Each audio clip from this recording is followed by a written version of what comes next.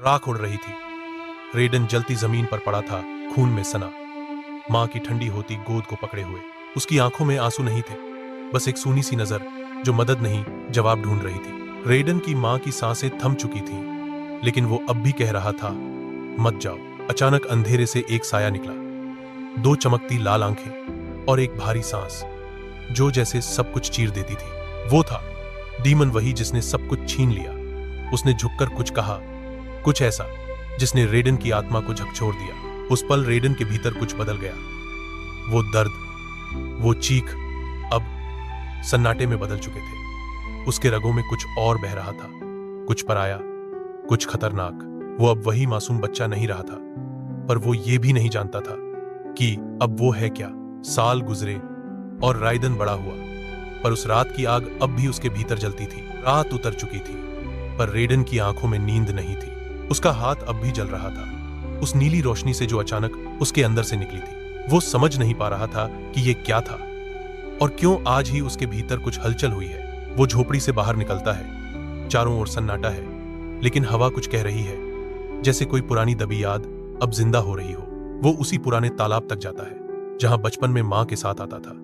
वहीं बैठ जाता है और उसकी आंखें बंद हो जाती हैं। तभी एक तस्वीर उभरती है, छोटी सी रेडन की परछाई, मां की हंसी, और एक पल में सब कुछ जल जाता है। चीखें, आग, धुआं, एक डरावनी छाया जो मां को खींच ले जाती है, और रेडन का हाथ जो कुछ भी नहीं कर पाता। उसने तभी पहली बार उस डेमन को देखा था जो इंसानों की शक्ल में आता है, पर उनकी आत्मा निगल जाता है। आज उसी छाया का एहसास फिर हुआ है। आज वही डर फिर जिंदा हो गया है। रेडन की मुट्ठी कसती है, पर अंदर अब सिर्फ डर नहीं है, अब वहां गुस्सा है, सवाल है और जवाब की तलाश।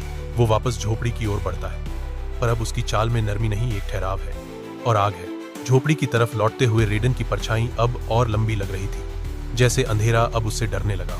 उसके कदम थमे नहीं, लेकिन हर कदम के साथ जमीन में कुछ बदल रहा था। हवा की रफ्तार बढ़ गई थी, पेड़ हिल रहे थे, और आसमान वो अब पहले जैसा नहीं था। जैसे ही वो झोपड़ी के पास पहुंचता है, दरवाजा अपने आप खुलता है। भीतर अंधेरा है, लेकिन उसकी आंखें अब अंधेरे से डरती नहीं। वो अंदर जाता है। दीवार पर टंगी एक पुरानी तलवार जो कभी उसके पिता की थी, अचानक नीली चमक छोड़ती है। रेडन की निगाहें उस पर टिक जाती हैं। उसे याद नहीं कि उसने कभी इसे छुआ था, लेकिन आज तलवार खुद उसे बुला रही थी। वो तलवार की तरफ बढ़ता है, और जैसे ही उसका हाथ उसे छूता है, एक तीखी चमक पूरे कमरे को निगल जाती है। तलवार में बंधी मंत्र रेखा चमकती है, और रेडन की हथेली पर वही चिन्ह फिर से जल उठता है, अब और गहराई से।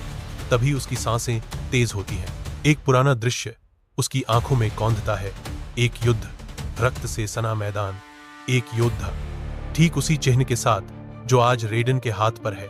वो योद्धा रेडन खुद था, पर एक और जीवन में, एक और समय में। उसके अंदर जैसे कोई दरवाजा खुल गया था। अब सब कुछ साफ था। वो सिर्फ एक आम लड़का नहीं है। उसकी रगों में वही खून बहता है जो कभी राक्षसों को हराने के लिए बना था, या शायद राक्षसों को पैदा करने के लिए। रेडन अब सांस लेता है, पर वो सांस अब इंसानी नहीं लगती। वो खड़ा होता है, तलवार उसकी कमर से बंध चुकी है, और ठीक उसी पल एक रहस्यमयी आवाज दूर से गूंजती है, तुम जाग चुके हो, और अब ये युद्ध फिर से शुरू होगा। उस आवाज के साथ ही झोपड़ी की जमीन कांप उठती है। रेडन चौंकता नहीं, अब वो पहले वाला नहीं रहा। उसकी आंखें चमकने लगी हैं, जैसे उन्हें अपने अतीत की हर परत साफ दिखने लगी हो। तभी जमीन फटती है। झोपड़ी की नींव से एक काले धुएं का तूफान बाहर निकलता है। उसके बीच से एक आकृति उभरती है, लंबा शरीर, सींगों जैसा मुकुट, और आंखों में रक्त की लकीरें। जोरैक्स। रेडन के होंठ फुसफुसाते हैं, वो नाम जो उसने कभी नहीं सीखा था, लेकिन आज अचानक याद आ गया। जोराक्स वही राक्षस है जिसने हजारों साल पहले मानव और दैत्य के बीच युद्ध छेड़ा था, और वही आज वापस आया है एक नई शुरुआत के लिए। तू आखिरकार तैयार हो गया है, मेरे उत्तराधिकारी। जोराक्स की गूंजती आवाज रेडन के कानों में नहीं, सीधे उसकी आत्मा में उतरती है। रेडन तलवार निकालता है। अब वो कांपता नहीं, वो जानता है उसके भीतर जो खून है वो या तो दुनिया को बचाएगा या उसे नष्ट कर देगा। जोराक्स हौंसता है। युद्ध शुरू हो चुका है रेडन। अब पीछे लौटना मुमकिन नहीं। रेडन की पकड़ तलवार पर और मजबूत हो जाती है। उसके कंधे अब पहले जैसे नहीं झुके हुए, अब उसमें वो बोझ नहीं, बल्कि युद्ध की आग है। वो जोराक्स की आंखों में देखता है। अगर ये युद्ध है तो इसकी पहली शुरुआत मुझसे होगी। जोराक्स एक पल के लिए शांत हो जाता है, फिर वो दोनों हाथ फैलाता है और आसमान चीख उठता है। एक बिजली सी टूटती है और उसके साथ ही जोरैक्स गायब हो जाता है, पर उसकी जगह 3 छायाएं सामने आ खड़ी होती है। तीनों राक्षस अलग अलग आकार और शक्ति के, एक की आंखों में आग, दूसरे के हाथों में लोहे जैसे नाखून और तीसरा बिल्कुल शांत, पर उसकी उपस्थिति से ही जमीन कांप उठती है।